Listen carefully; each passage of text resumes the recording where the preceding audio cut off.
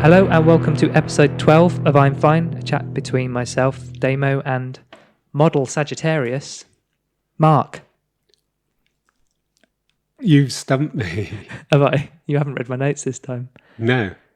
I found out what star sign you were and looked at the traits of a Sagittarius. Yeah, it's Terrifying. yeah. This is the chat. Come on. No. Yeah, I'll come back to me. You've just silenced I'm about to me. re-record. Okay, that's No. Don't need to re-record. Okay. This is just It's coincidence weird, isn't it? to a new level. Yeah. This is a chat around the subjects of health, wealth, well-being, fitness, sport, conspiracy, and dodgy clubs in the centre of Munich. We're all work in progress, as you can tell by dropping my pen. And this podcast is no exception. In short, it's a poke at our perfectly imperfect lives. And if we can make just one person feel like they're not alone in all this madness, then our work here is done. I always wanted to join in on that. You're still on one. Yeah. A week later. I've just had a some whole few days later. Just had some whole nut. Yeah, you're just saying how it's really important not to eat or check your phone messages live on air. We don't. No, we don't. No. You're just saying how important. So you're not, but other people do, by the sounds of it. They do. And professional folk. I'm going to have a sip of coffee though, because coffee is. Coffee's good. Deadline Did coffee. you like the meme I sent to you today with Sleeping Beauty? It was excellent. I like that you enjoy Saturdays. Did you always enjoy Saturdays, or did you really enjoy Saturdays? Well, now I that you rank. record? Obviously, I rank the days of the week. Okay. Is Saturday 6th? No, Saturday's top. No, it has to be in terms of the 6th day of the week. You've lost me. Well, Saturday is the 6th Yeah. day of the week. Does that not rank at all? It's just the fact. It's the never mind. Okay, so you enjoy Saturdays. I love Saturdays. I like that you kind of. I just. I like if that's a regular thing. I'd really like it. I guess that's what I'm saying. You texted me a little cute GIF on a Saturday morning. Yeah, of a Disney princess. Fast deadline, not deadlining. What is it? Mainlining coffee. Yeah. So in this episode, we've rolled on a few things. All being well, you listened to the last episode and realised we couldn't cram it all in. We've rolled over a few things, but in warm up and stretch, we're going to be talking about the moon and the stars. Work-life ballet. We've got acceptance and drop and give me 20. We're going to roll over the testosterone from last episode. There's lots of things blending, isn't there? It's acceptance, perceptions, expectations. Yeah, that's a There's good loads summary. of stuff. We were talking, I think, last week about tag clouds. Remember that? Mm-hmm. I don't know whether people use tag clouds anymore, whether they're a very kind of early noughties thing online Okay. of words that people are using. I think Yeah. no, I think people still do, don't Yeah, they? they do. And I was thinking about our tag cloud. Mm-hmm. I mean, what it would be if we had one. Oh, what's going to be the biggest? Yeah, and I think acceptance always pops up. Expectation. Coffee. Yeah. What are the ones? Were there? Well, also these sayings that, as I mentioned to you before the podcast, that one of my clients, as he smiled, picked up The things that you always say. things that I always say. And I didn't. What was the one? I've forgotten completely. And you agree. Before I'd even said what he said, you said it. The bit around. The bit around. Okay. Yeah, but we've all got that, haven't we? I guess. I say I guess a lot. Which is Or interesting. I don't have the information to hand. It's normally the one I use. Or this is above my pay grade. That kind of, pretty much everything we say on here is well above my pay grade. Yeah. I think, if you start listening to that particular client, I bet they've got a whole wealth of. I guess everyone does, yeah. Yeah. Because we were saying about back in the day when we started, wasn't it, about, are we going to have sort of punchlines or things that, and you said they can only come naturally. Catchphrases, We yeah. can't. You've started one at the invent end of them. this podcast, which I think is really cool. Go on. Have you not? This is all new to me. It might be my words. You listen I to don't the end hear of them. our podcast, do you? You listen? Yeah. We're talking about this as well, weren't we? That we listen back. Yeah. I've- Well, it's just to get the But there's viewing nothing- figures up. Yeah, there's that. listening But figures. it is. I've been caught in this particular room where we record with us going through the speaker, Yeah. looking like a massive narcissist. Yeah. And still laughing. And they come in and Sarah kind of looks at me and go, "What, again?" And Yeah. it's like, it's research. I'm listening back to us so I can pick up on. It's all nuanced, isn't it? It's I not don't like... just sit there. I don't walk around with us in our headphones. I'm not. Apparently, I do. all the time. I'm I always think about the story about. I don't know whether this is true. Again, it's probably not my gold paint one and Bond, but R. Kelly was kind of allegedly known for driving around LA wherever he is, in a car. The ones without roofs. What are they called? A convertible? Yeah, convertibles. Playing his own music. Okay. Full pelt. There's a little bit. I kind of. He's known for more things than that now, isn't he? Oh God, yeah. I just remembered that. Yeah. Move on. Yeah. So do you believe in horoscopes No. at all? No. Do you not? No. Yeah, conspiracies you believe in. Mm-hmm. I guess my point is this a scientific? This can be proved or it can't be proved. It all comes from science, and of course, we all look at horoscopes, so we will read these things, and we all pull out the old confirmation bias. We all pull out the stuff we want, our own narrative, and our own belief system, and we pull out the stuff that is either that fits. I want to be like that. I'm looking at you in the same way I looked at you when you talked about Goldfinger and the paint. Disdain, sorrow, pity. anything. It's like you can buy a book that goes, "What your dreams really mean."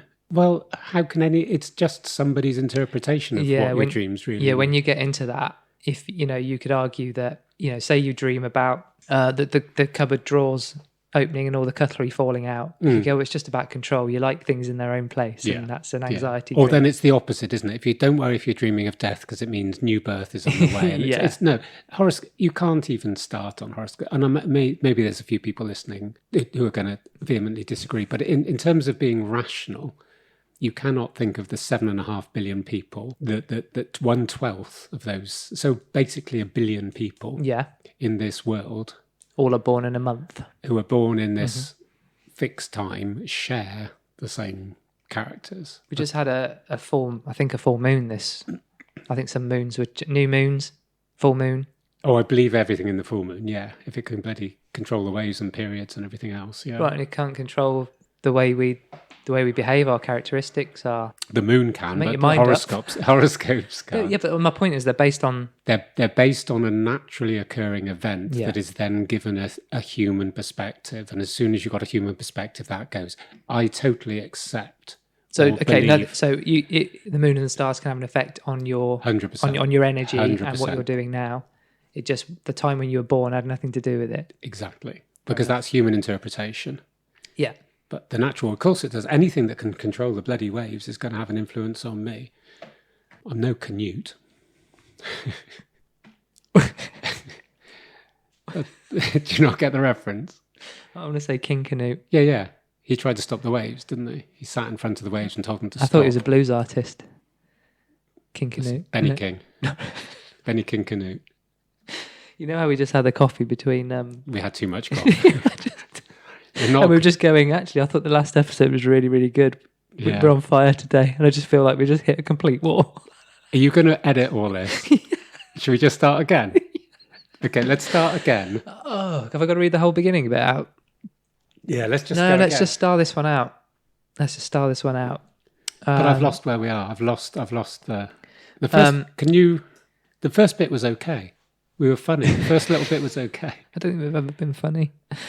I put my jumper on. That's what's happening. I'm overheating again. You're sweating, aren't you? Yeah, I'm going to have to... do you want to tell the listeners a story while I take my jumper off? Are we going to... Just nod while you take your jumper off. Are we editing nearly everything we've just spoken about? We're perfectly imperfect, and we have to embrace that.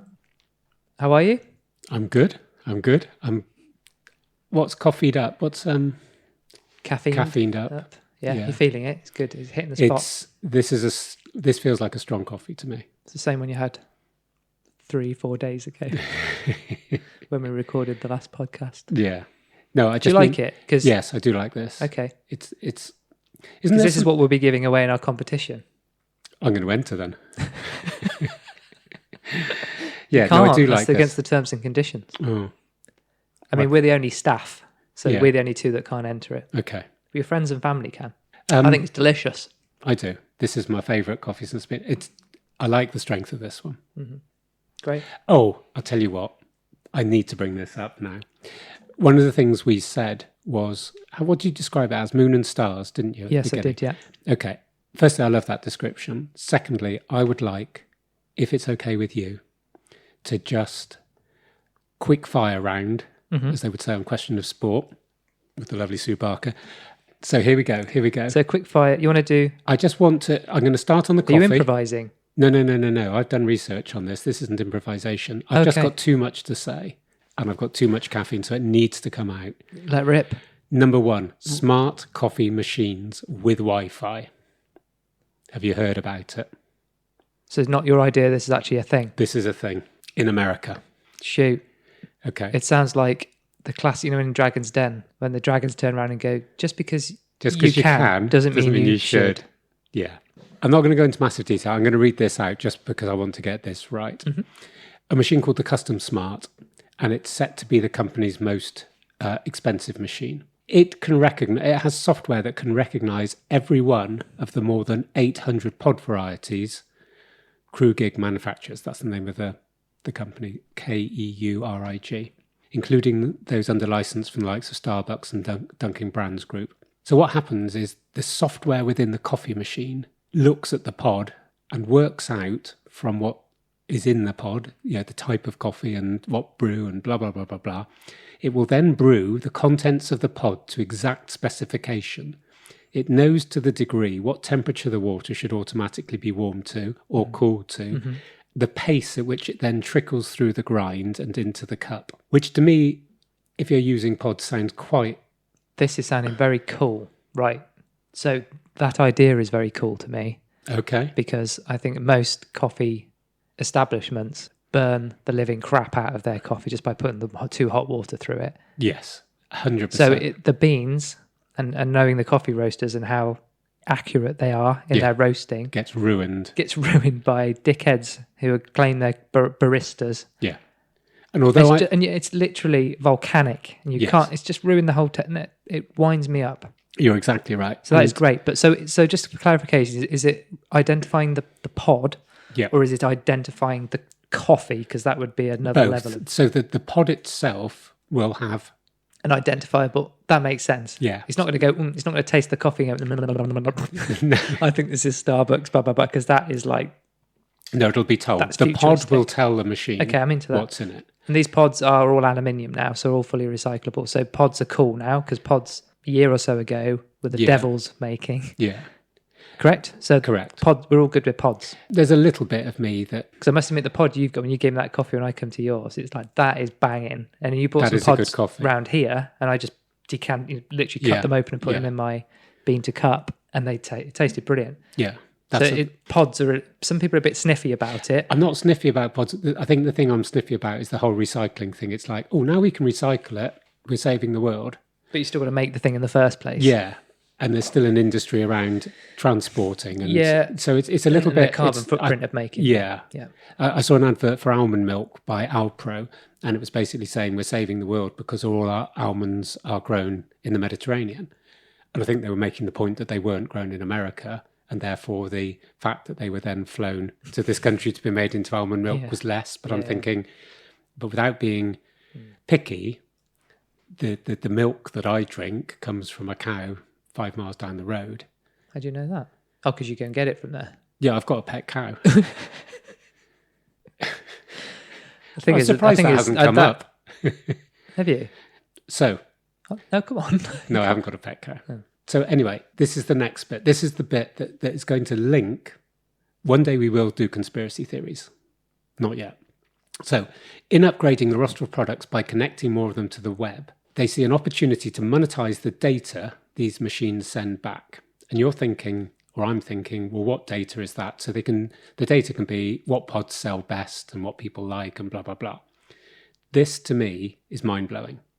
So in 2017, this company installed 10,000 connected brewers in American households on a one-way basis. Customers couldn't customize their coffees from their phones because this is the new thing on the Wi-Fi. You can now customize your... So the bit I said that the machine would do by itself, you can now override the machine and do it yourself to have it the water hotter or less or whatever. Mm-hmm. Customers couldn't yet customize their coffees, but whenever the machine would brew a cup, it would send a notification to the company in less than a minute of the drip detailing which pod had been used at which location, at what settings, and at what time. Mm-hmm. Doesn't that scare you a little bit? We touched on the social dilemma last episode, didn't really get into it. But you're having a cup of coffee data. in 2017. This is 3 years ago. Yeah. A cup of coffee is being made in 10,000 households in America, and within 1 minute, the company supplying that coffee machine know what pod you've used, what temperature the water was, and where you are. I don't know where you're coming from. What's your message? Well, is that scary? I'm thinking, these things are great. This is where technology is brilliant, because if you put that into making that experience better for that coffee lover, happy days. If that data is now going to be taken off and sold to the highest bidder, the usual, sold to the advertiser, and we are into the kind of the social dilemma. I guess for me, this is a lot. That sounds great, but what they're doing with it's what they're doing with your data. Yeah. So basically, you'd be making coffee at home, and somebody or some computer is going. Were they aware of it? Did they sign up? Yes, they signed up for it. Yeah. But again, well, I don't know. Maybe it is the Big Brother thing, but that was still 3 years ago. A lot of things changed in 3 years. It's probably amazing how much, other than the type of coffee they use, that they're literally your drinking habit, your coffee consuming habits, based the time, the frequency, all that kind of stuff, it becomes really valuable. It's great data. Yes, but it is. It still worries me that someone knows at 3:12 in the afternoon I'm having a cup of this. I don't know. I think we differ on this, so we'll move on. Yeah, no, I think it's we won't. No, I think it's okay. Yeah, I think like anything, it's what they're doing with it. But I just don't trust. Do you not? No. But you've got a mobile phone. Yeah. No, I know all that. And with your bank card in the back of it, or I could sit here and take your number. Yeah. If you. Yeah, I subtly faced it the wrong way or the right way for you to be able to do a fraudulent claim. Have you seen the new update on Apple? This was another discussion with I'm not an Apple man. No. So iOS 14, when your microphone is being used, a little dot appears in the top right-hand corner. So it's on all the time, is it? Yeah. Just this Well, flashing I dot. reset my phone. I reset all the data and all the settings of my apps because I was having a bit of a problem on my Android. So wipe the whole lot. And then, of course, it defaults everything. So none of your location settings are on. Yeah. It's not attached to your contacts. Yeah. It's not attached to your media, microphone, all those kind of things. Then it's amazing actually how many of the apps, which you think wouldn't have any reason to have microphone access or contact access, are starting to request access to those things. Yeah. You go, hold on, where's that one? And then you start to go, well, why not if they can? Why does my fridge need to have access to my photographs? That's my big one. That's on smart fridges. That's part of the contract. That's uncomfortable. Have you got a smart fridge, or is this another, you got a pet cow? Are you just teasing me? No, I haven't got a smart fridge. I don't know what to believe anymore. No, it's all an illusion. Go on, next, quick fire. It's not very quick, is it? Smart coffee. I'm just going to do that out. Next. Right. The picture I sent to you of Making Sense, talk about coincidences. Oh, the podcast that you Client mentioned found Making this, Sense, Sam Harris. 3 years ago? 2019, I took a photograph. So 18 months ago, February 2019, I took a photograph of the podcast, never listened to it, but had it in my photos to go listen to this one day. Forgot about it. And then 18 months later, a client goes, have you listened to this podcast? And I went, no, I've never heard of it. Go through my photos. Yeah, you had. I had heard of it. I lied. We didn't.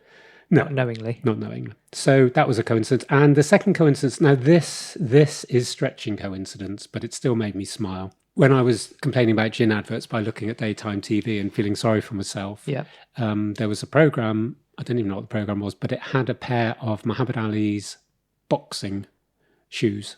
Boxing shoes? Boots? Yeah. Boxing things. Boxing feet coverings.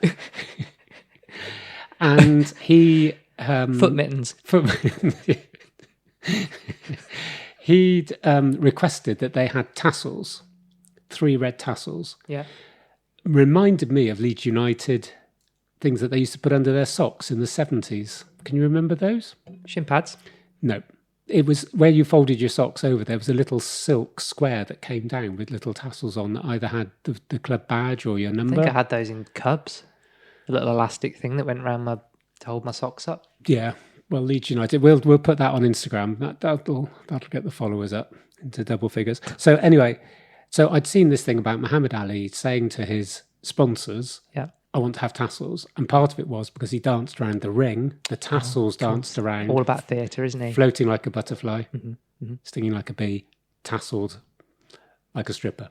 And so he wanted these on. So when his quick feet moved, it would give that illusion. Yeah. So spoke to a friend yesterday, who is into design and sewing and materials, and who is holding a sewing class today, and just rang them up to sort out a training appointment. And she said, "Oh, bear with me a minute. I'm just getting some tassels out for my sewing class tomorrow." And I went, "Don't tell me you've got a red one in your hand." And she said, "Yes, I have. Why?" And so it's a bit of a... This would have been fine until you mentioned strippers. Are you now stuck on that image? Yeah. Yeah. Sorry. Okay. I'm a child You are. in a man's body. Getting there. So anyway, I think that's a big coincidence. She had a red tassel in her hand whilst you were... I just watched a program with Mohammed. Okay, it's maybe... Okay, moving on. Next, my music tastes are 83% match with Addison Rae, who's the second biggest TikToker in the world. We'll leave that one there. Moving on. Okay, I don't even know where to begin. No.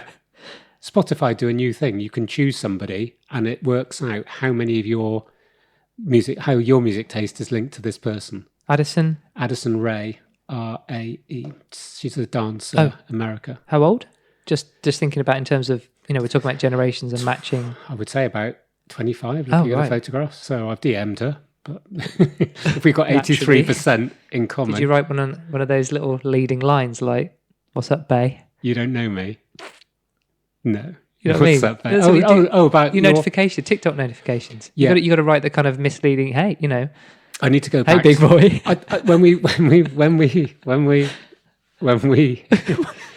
When we talked about you and your TikTok the other day and going, "Oh, someone's there in a blouse, like slightly undone," and I was disappointed when I clicked onto it. I listened to that. You just sound what? Dodgy. Do I? I clicked on the picture of a woman and I was disappointed. Like, what? Well, she was still clothed. But No, you've just taken it down a level, and you have with the tassels as well. It's you bought the strip. Oh, come on!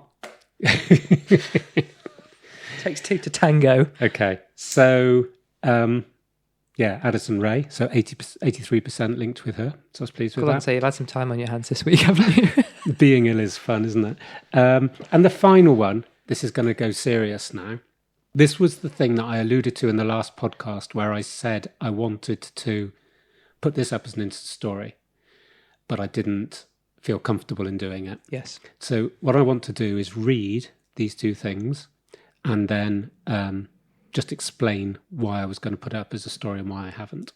This is from Sainsbury's, and for our American listeners and also people in Suriname, yes, who might not have heard of Sainsbury's. They're a big supermarket chain in the UK, and so they put this out. They're as orange as Trump. They're as orange as Trump, yeah. Just to paint a little bit more of a picture. Yeah. So we are proud to celebrate Black History Month, together with our Black colleagues, customers and communities, and we will not tolerate racism. Now, to me... So what was the context? Where did they put... where was this? This was on Twitter. Okay, what, a little graphic or just text? I'll show you. It's just a text with some colours behind, which I guess are to do with Black History Month. Yep.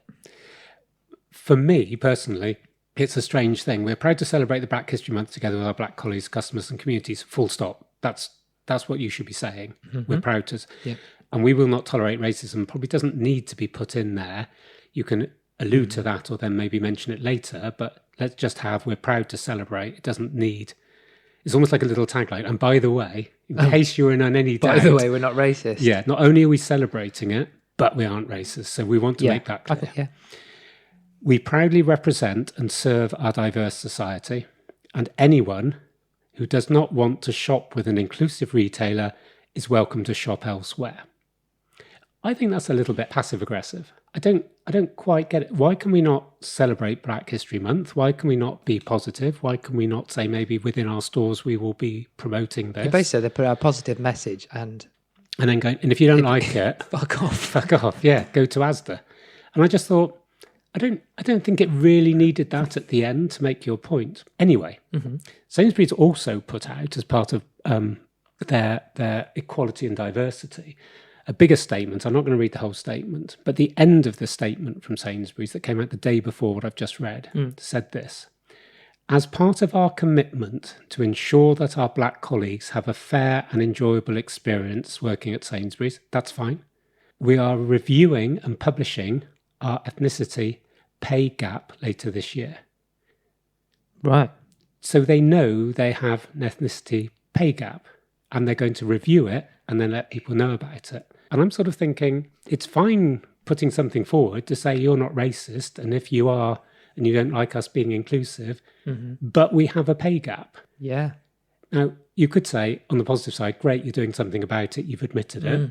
But it's also like, well, maybe do something about the pay gap before you start supporting your black colleagues and the community. And that pay gap obviously is there. Yeah.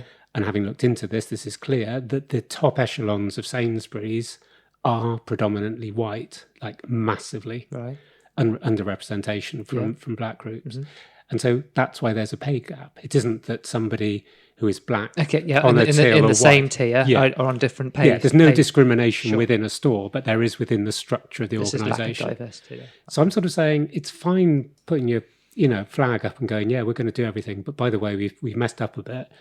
Are they getting in there before someone else does? Is this That's about what it to felt is like. this about to drop, or is someone, you know what I mean? Yeah. Is it come up internally and they're worried and they want to get in there? And maybe fair play to them, they're putting it out there, but it just sort of felt to me, don't tell us to go and shop elsewhere if we don't like it. When you haven't been they're basically saying, if you don't want to be inclusive, shop elsewhere. And we haven't been. We haven't been inclusive, either but consciously we're all right. or unconsciously. This is where we are. Yeah. And we're not as diverse as we'd like to be. And you can see the point I'm making. If I just put that up as a statement, and people are going to go, what does he mean? Why is it around race? What's he on about? What's his point? What's your point? Yeah. And my point is, if you're going to put something up there that you're supporting in a very clear language, great. There's no need to say to people, if you don't like it, fuck off. There's no need to say that. No.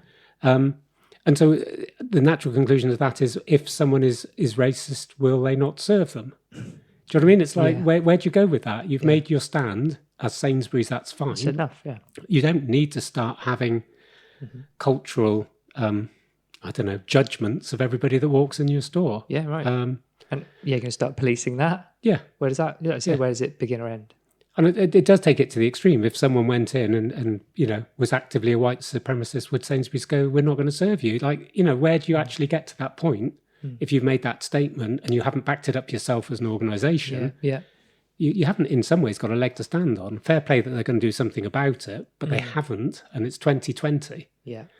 So that's why I didn't put it out, because I think texting and Insta stories can be blunt, and I hopefully now that's been a bit more... Is that your list?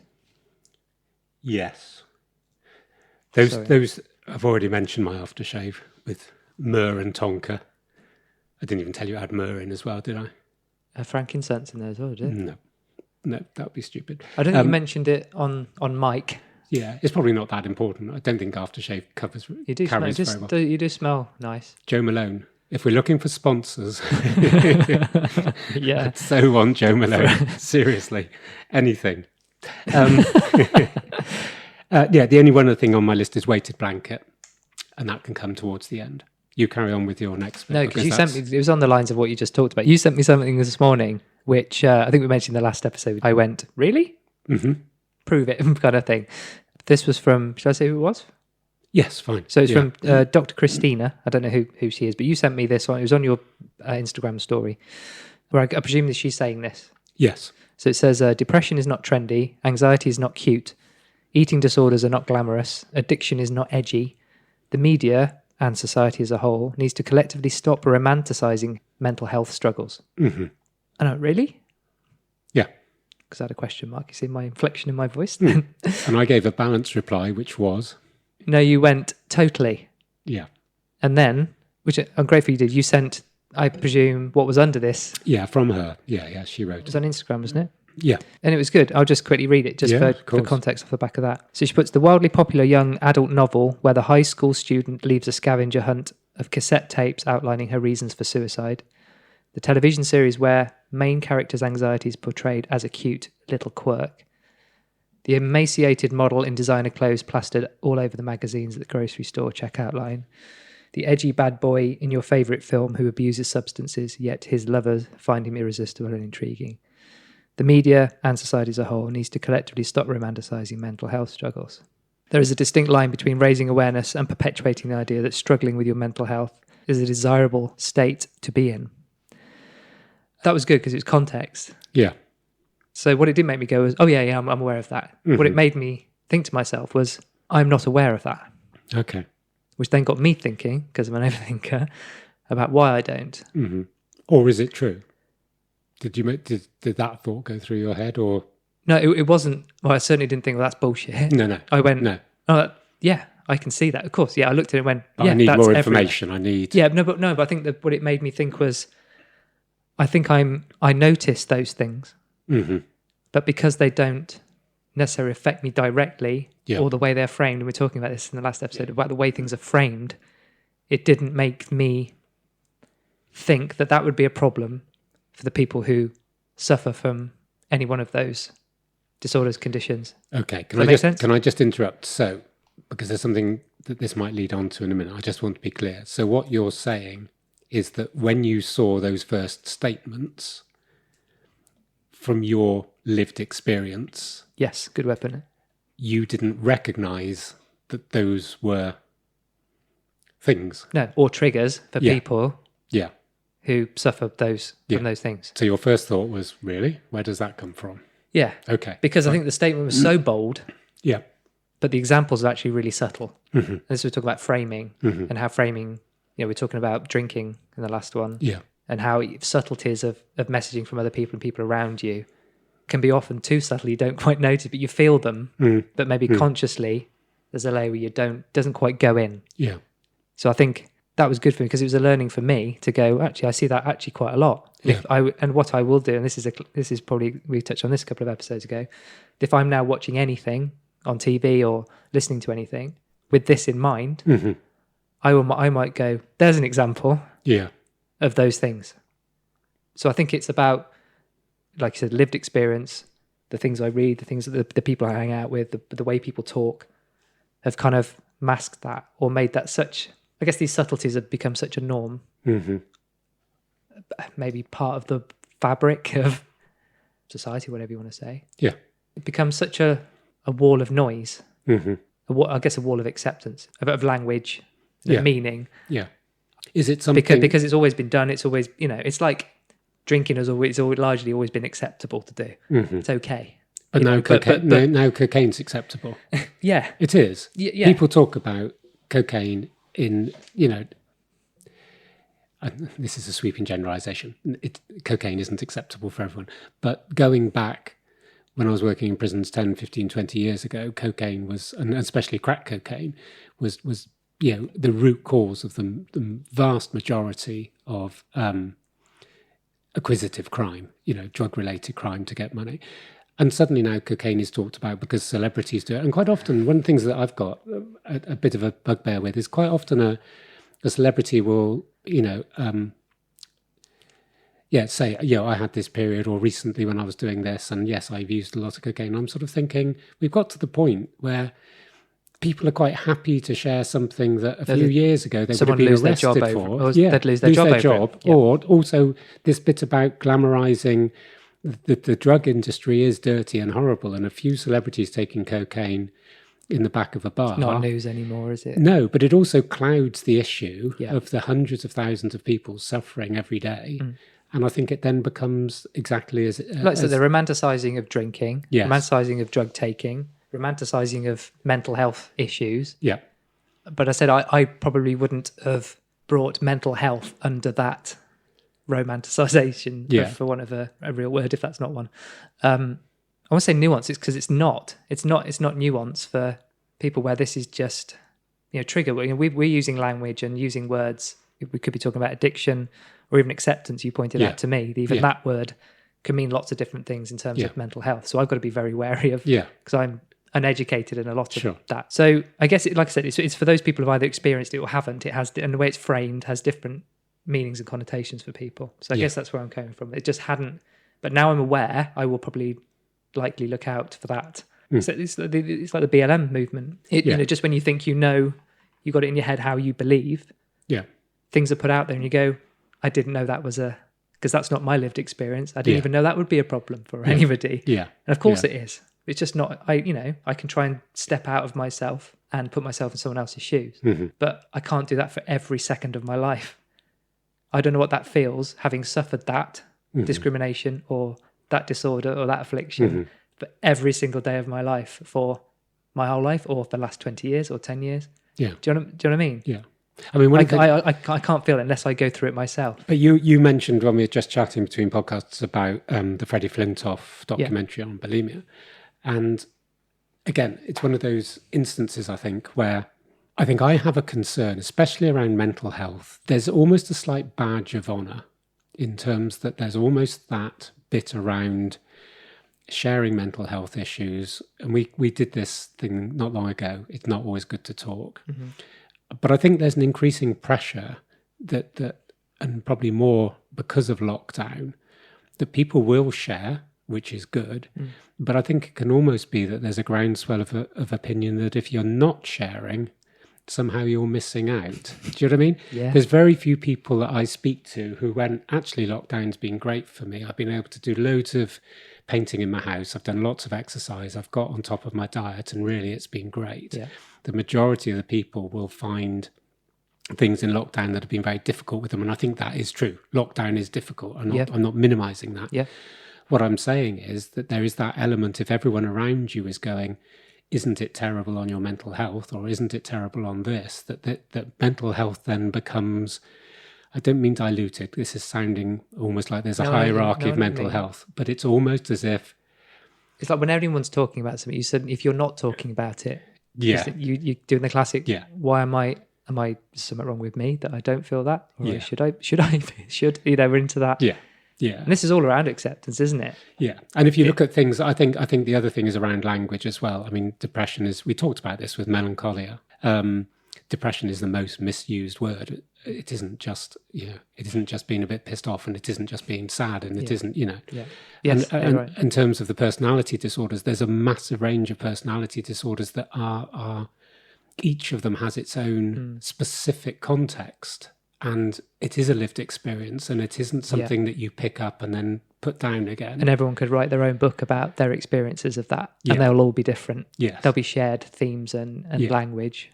But the extent to which it hits people or it impacts on their life is going to be very difficult. And it takes me back to and I'm just looking at my phone again just to repeat this, going back to the addictions, continued use despite adverse consequences. And I think, although we're not talking about addictions with mental health on this instance, we're talking about that something, I'm not saying consistent, continued use of mental health, the continued prevalence of mental health for some people will have continued adverse consequences day in, day out, hour in, hour out.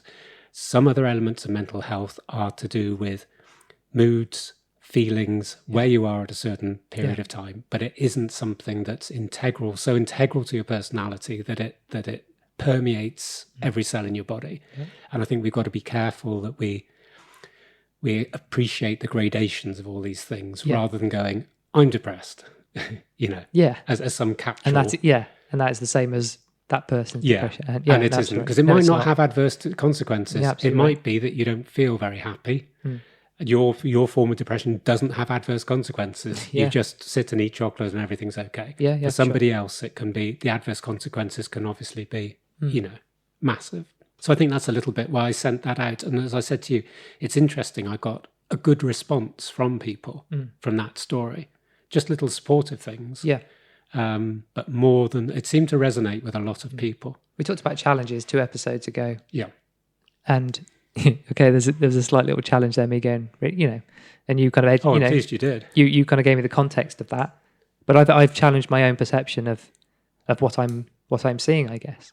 The subtlety and nuance, and I think I said it a couple of episodes ago, where it's the things that aren't being said that are often the most terrifying, and that can be, things can be that subtle, they're almost not being said. Yeah. Like I said, they become normalized and they become part of our fabric and part of our language, and we don't question them. And I think if we're doing anything, it's trying to pick these things out, just give them a little bit of a shakedown. Yeah.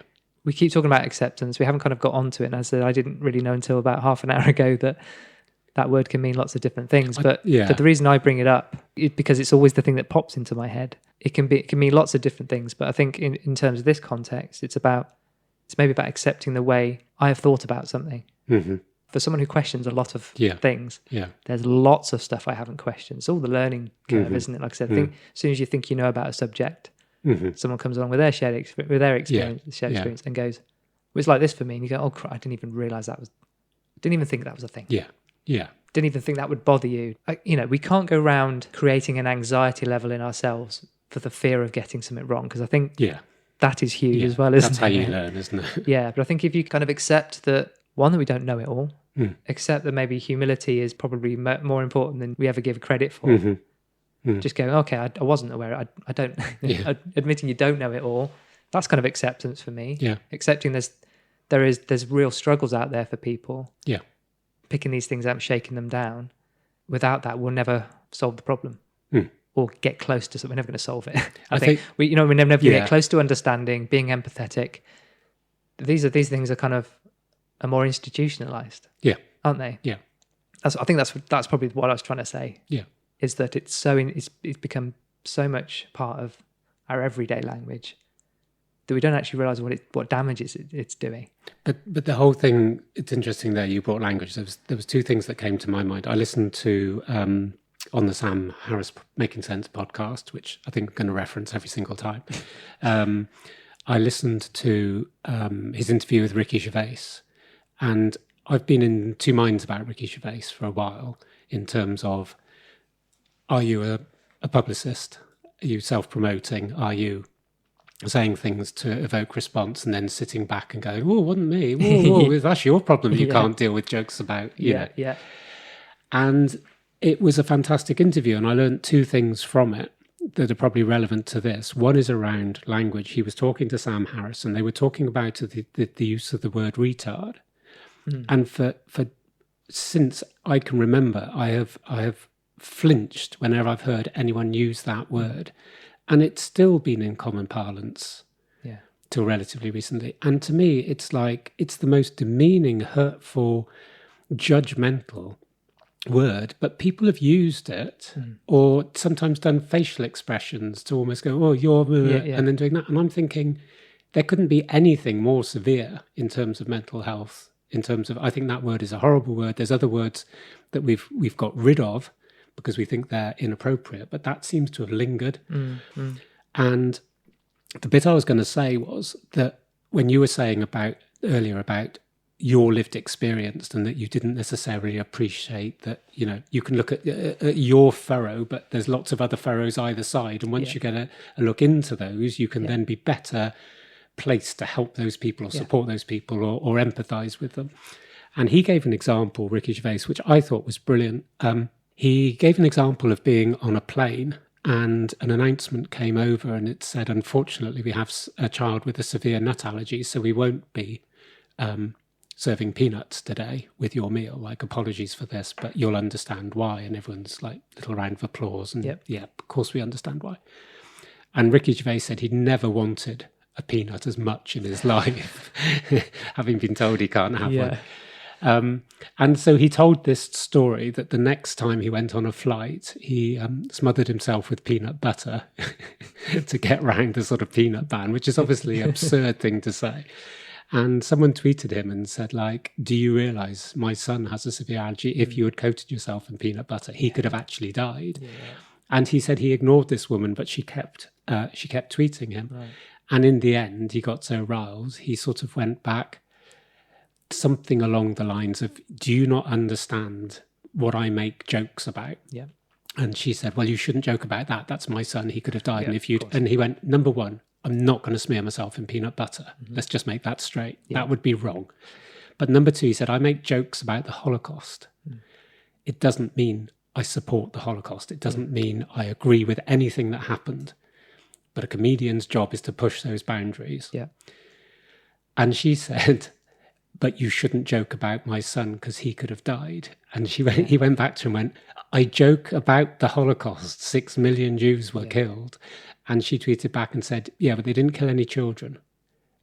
And he went, I've lost, there's no conversation or no argument, but the point I'm making was from her perception of reality. Obviously, her son and her looking after her son and protecting him from what could have been was all consuming. Yeah. She didn't need to know about anything else that was going on in the world. That was her life. Yeah. And he's trying to say to her, there's a whole number of other furrows that you need to be aware of. Yeah. Yeah. And I think that's very similar to what we're saying now, is that the more we know about these other furrows, the more we know about other people's daily experiences, the better placed we can be to help them. Yeah. We've got Drop and Give Me 20. I missed that in the last episode. That music? Yeah, your section. Yeah. We got it now. Yeah, it's back. It's back with a bang. We're running away with ourselves this episode again, I think we got a lot of... it's coming out of us like lava. Java lava. That's one of my favourite ground coffees. Is it? Just putting that out there. Okay. Testosterone. Well done. I subtitled this again, seamless from all the things we've been talking about, isn't it? Really? What, language or just? I put the subheading "More Than Men Behaving Badly." I think it's got a lot of bad press. So, no apologies. Examine.com, link will be in the show notes. This is a fantastic resource. So I am using them. I'm using one or two other resources just to give us a whistle-stop tour. And I think this comes from our bit around not knowing our bodies. We were talking about it, weren't we? Yeah. In reference to, well, all sorts really. But I think this is just about, it's something that people talk about. It's got listening to your body, knowing what it needs, whatnot, but also understanding, that there's plenty we don't know about it. Yeah. And I think the thing with testosterone, I think, is the fact that I think if you asked a lot of people, it would be, well, it's guys who have too much of it. I just think of the muscle emoji when you say testosterone. Yeah. I can't even say it. So it's a hormone produced by the human body, mostly in men, produced by the testicles. It's responsible for sperm production, sex drive, but it also builds muscles and bone mass. So it does have importance wider than just reproduction. Is it only made in the testicles? I think it's mainly made. I think there's a little bit made elsewhere, but I think the vast majority is made in the testicles. I just like saying the word testicles. Okay. Sounds nice in the headphones, doesn't it? It does. It's also a key player in prostate cancer, which I'll come to. We've mentioned prostate cancer a few times, but I'll come back to it. One of the things that my dad had was steroid injections to reduce his testosterone. Right. And I think it had quite a big effect on him, sort of emotionally as well. Right, As a man, he would sometimes say to me, this has changed me quite a bit in terms of feelings and body as well. Okay. Was it so suppressing it made him more passive? Did it less? I think of testosterone as aggressive. I think of it as energy. That's how I think of it. I think it's as much on the sexual side as on the energy and muscle building. Okay. Yeah. Right. It is found in women too. It's produced in the ovaries, and it's one of several androgens. Yeah.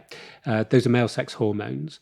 It does have impact on women for bone strength as well. Mm-hmm. I'm just going to go through one or two things in exam, as I said, because it was very interesting what they did.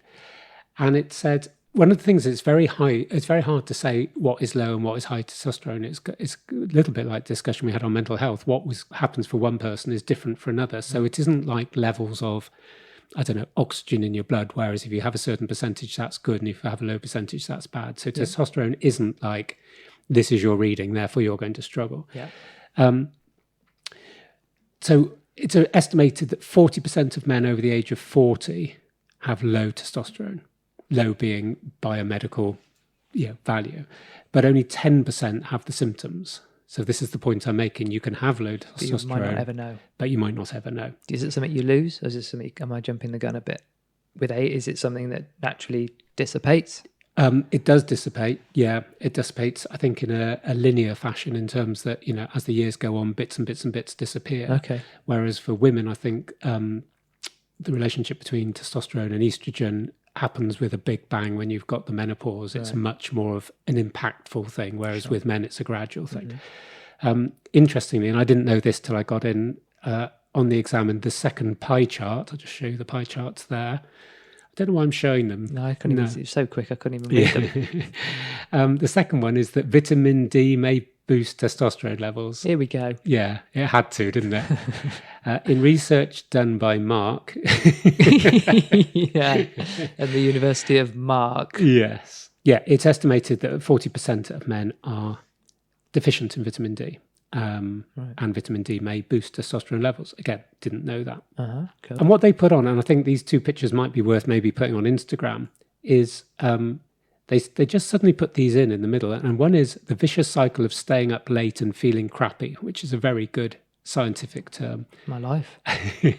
And they just have this circle. So it goes poor sleep leads to poor impulse control the next day, Right. which leads to staying up late, which leads to eating too much, which is feeling crappy and poor sleep. And I thought, that is a vicious cycle of staying up. Yeah. And this was interesting. They then put on top of that the vicious cycle of failed treatment. So basically, you've got you feeling crappy. You try and do something about it. So you try supplements or a restrictive diet. Nothing's helping you feel hopeless. You spend all your time on the internet researching or distracting yourself. Dissatisfaction, further health issues, doctor's treatment not helping, and the whole thing goes round again. Why they put this into testosterone, I don't know, but I think it's in terms of the impact it has on moods and feeling and that. Mm-hmm. What's causing it? It peaks around the age of 18 and it declines, like I said, in a linear fashion by 1 to 2% every year from about your 30s. Right. About the 40s, most men start worrying. And at 65, over half men are now low in it. Right. So there's a couple of things here. We're not going to go into a massive deep dive. I'm just going to chuck out a few things. I think we'll refer back to it, but here's a couple of things. Overtraining and undereating, or undertraining and overeating, have very negative effects. Yeah. If you exercise too much and don't eat enough, you increase the production of cortisol. And cortisol is a stress hormone. I've talked about that with you as well, haven't I? Yeah. And with a lot of my clients. And that leads to lower testosterone. So the idea of going into a gym, doing as much working out as you can, could actually lower your testosterone. Right. Okay. The other side of it is that when you're eating a lot and you're not working out enough, that produces excess body fat, excess estrogen, lower testosterone. Right. So this is all about balance. This isn't about going to the gym 6 days a week. That's one of our tag cloud words, balance. It is. Balance is always there. Mm-hmm. Some diet factors are low fat intake helps. Alcohol, linking in again with what we were talking about, moderate to high consumption can lower testosterone by up to 7%. Environmental factors, which I'm not going to go into at this point, but there's something around BPA, which is a plastic found in bottles. But we'll go into that later. Yes. Is that the new car smell? All the plastics, BPA? You know, the new car smell is plastics giving off. And they're saying some of it can seep from bottles into yours. So there's a lot of drink containers now that don't have BPA in it. So we're going to just finish off with 5 top things about normalizing it. Firstly, supplementation. Don't rely on supplements as your only treatment. There is testosterone supplements that can be done on prescription for people with low, but that isn't something that people should go out. I have worked with bodybuilders that have taken it, and the effect on your bodies of massive doses of steroids are horrific. Right. Here's my advice: don't take steroids. That's probably enough. Yeah. Eat your veggies. Broccoli and other vegetables can reduce estrogen levels. Get your sleep. Sleep deprivation can reduce testosterone by 10 to 20%. Don't overtrain. That can reduce it by 20 to 30%. And understand the science. And if you look on exam.com, there's a specific guide there about things that you can do. But yeah, simple things there. Don't overtrain. Get your sleep. Don't rely on supplements. Don't do steroids. Right. And your testosterone levels should stay at a much better level. Excellent. Sorted. Any other business, Mark? I've mentioned weighted blanket. Just one thing on that testosterone. Someone I know will get in touch with me and said, what about polycystic ovary syndrome, which is really, really important for women. We will cover that at some stage. I don't feel I'm the best person. It's a cause of high testosterone in women, this particular condition or syndrome. And I think it does need to be looked at because it has massive implications, but I don't want to just give a 1 minute. You know what? There's a lot of stuff, isn't there, in life? In life, yeah. Do you know what I mean? It's complicated. No wonder people are overwhelmed. Mm. There's a time when you probably got all these things, never knew what they were.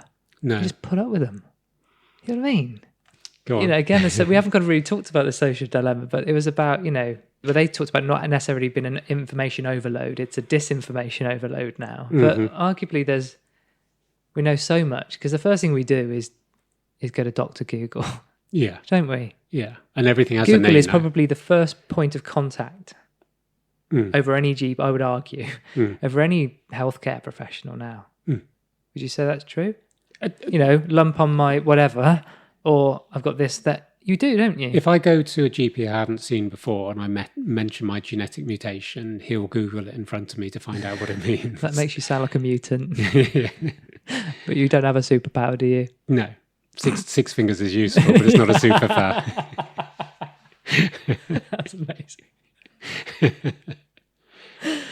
So, oh, God. So, sleep. I texted Adam earlier and I said, where's your bloody question for this week? Yeah. And he went, he then showed me a photograph of an earlier text asking about sleep. And we've covered this, Adam. We've covered it. We're not going to tell you about blue light and blackout screens. No, but we did get into weighted blankets. Weighted blankets. And I think I texted you, didn't I? Because literally that evening, what appeared in my Instagram stories. I'm going to guess. Go on, have one guess. And I text you and you went, that's funny because I've had exactly the same advert. Yeah, with exactly the same firm as you. Yeah. So what did you weighted blanket. Okay, yeah. So what did you go and do, Mark? I went and bought one because that's what the adverts told me to do. Amazing. Yeah. I did it. People like you that keep the capitalist economy going. Yes. So I bought one and I got the biggest, heabest weighted blanket. 9 Because you're not competitive at all. No one I know has got one at 9.2 kilos. No. You probably no one's got one. You can basically bench press it at night. Well, getting up is a bench press in the morning. Yeah. So I've got the weighted blanket. It's not that strong. It can't be that strong. It can compress. I've got. I've had 3 nights. It is heavy. It's the whole point, right? Yeah, it's got glass beads in it. Yeah, I read that. Does it make a noise? Does it sound like a bag of marbles?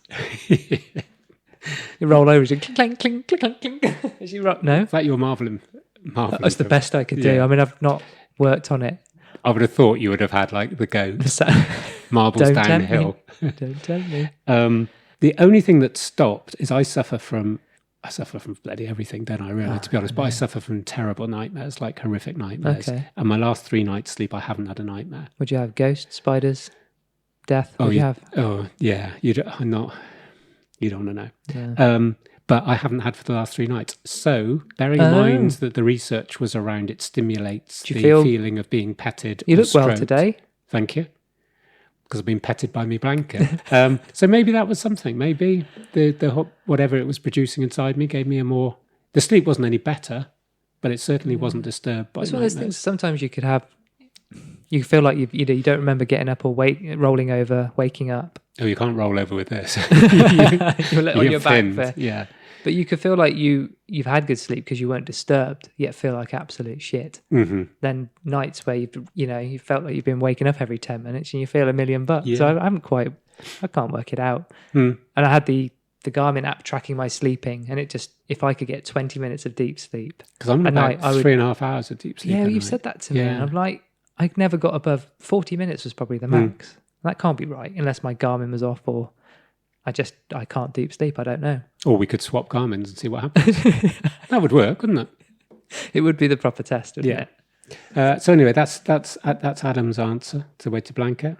I progress. tried a colleague of mine had a sad lamp. Mm-hmm. It looked very sad. I'm struggling now. Yeah. You're aware of sad lamps? Yes, seasonal. Were you checking the football? No, it pinged. I thought it had. So I thought it was. I've just outside. gone against everything I've said. Unbelievable. I had it on to play the pronunciation of that place. Suriname. That's not right. Suriname? No. That sounds like tsunami. So this is all for this probably one listener. Yeah. In this amazing part of North South America. Northeast South America, yeah. Yeah, we can't even pronounce their country. Imagine if your surname was West and you lived in Northeast South America. It'd be like the whole pack, wouldn't it? Would it? North, east, south, and your name was West. I'm trying too hard, mate. No, I don't. Okay. Anyway, the sad lamp didn't work on me at all. Okay. I like the idea, and I kind of wanted it to, it just didn't. I don't think I think I'm sensitive, but I don't think I'm those things. I don't think they'd work on me. I'll try your blanket out. So I'm not going to buy you one. can try it. Yeah. Okay, I'll bring it over. You can try it next. Adam, you've got to wait. I don't want this to slip. I don't know how long we've been going.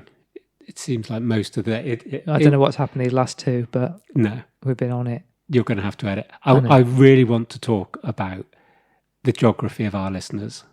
I just need to say it. Go on, get it out. I don't want you going home having bottled this up. Why I want to say it is, it sounds like I just watch inane quiz shows all day. I was watching an inane quiz show the other day. People like you that keep these things on the TV. So this was on Pointless. That's quite clever. Actually. And they asked, the question was, an American state capital or an American state without I in the name, the letter I. Oregon. Yeah, there are several. Yeah. Oh right.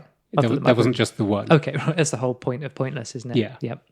And so anyway, Texas. Yes, that was the most popular. New Jersey. You're just looking at a map. I'm looking at a list of. Are you listing all the people that listen to us? Yeah.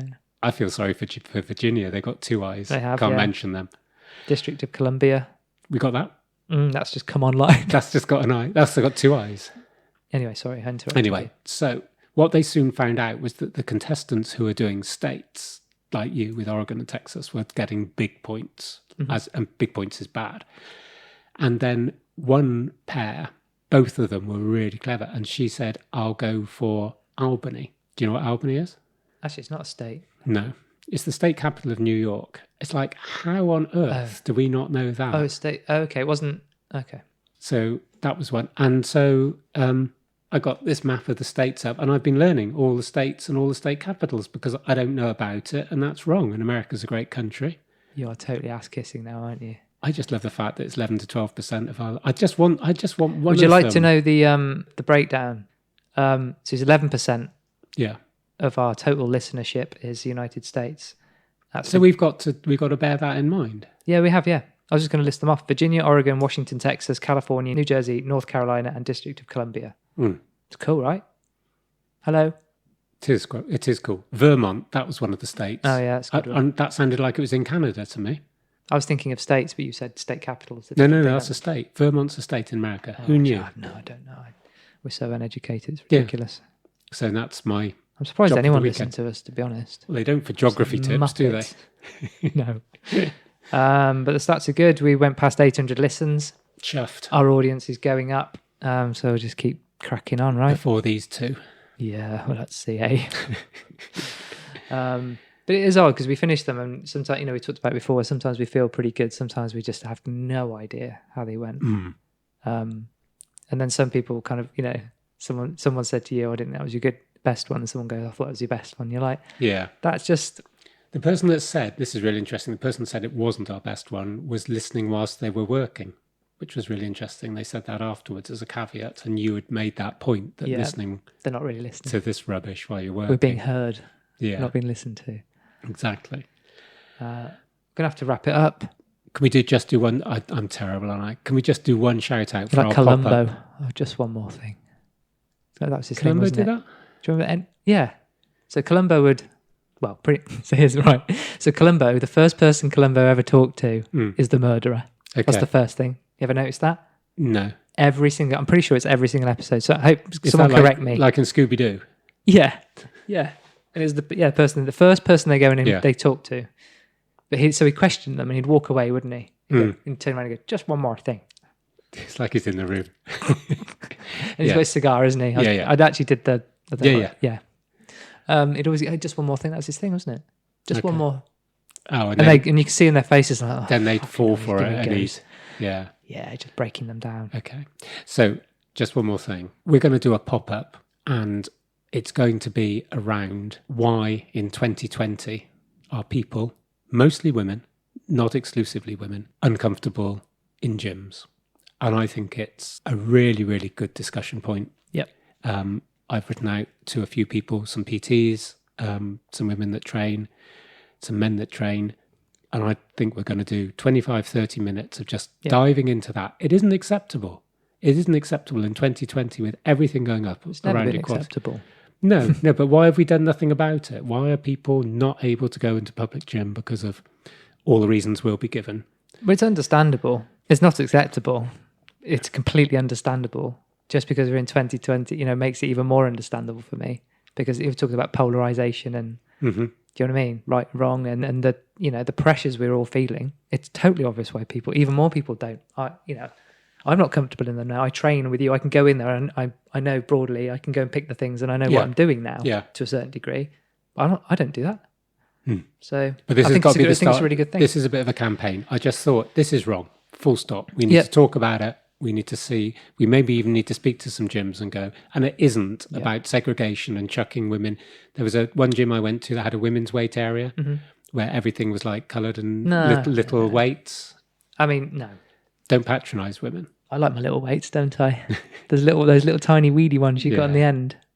Oh, what did someone call them? Biscuits. Someone called them biscuits the other day. Wayne, the little dumbbells. Biscuits. The little tiny, the smallest ones. The 1 kilo dumbbells. Oh, I love them. Yeah, but you smash those. Fair play. It's just so cute, and they're just underused. I like them. I just feel like they need to be, need to have their little moment in the sun. Moment of glory. Yeah. That's it. I'm exhausted. Yeah. Cut out that you're exhausted. I'm elated. Keep that in. I'm absolutely done. I'm energized. Come on. Sorry. No, it's been really good. I've enjoyed it. I've enjoyed it. Good luck with the editing. So that's it for this episode. Well done for getting this far, and thanks for listening. All links and references will be in our show notes. Please make sure you subscribe to us via your favourite or non-favourite podcasting app. And if you're enjoying this pod, then please do share the love and tell a friend or foe or whoever you feel might benefit from having us in their ears. Don't be strangers. Please get in touch. As you said in the Insta story, we are needy. Very needy. Very needy. I mean, you're probably more needy for me, but I am. Do you think? I'm trying to catch up. I keep it well covered. Give us a follow on Instagram and send your feedback to our email, which is imfinecast@gmail.com. In the next episode, as Mark said, we're going to be doing the pop-up in the next one. Yeah. And we'll see you there. So thanks for listening and see you next time. Yeah. Thanks all.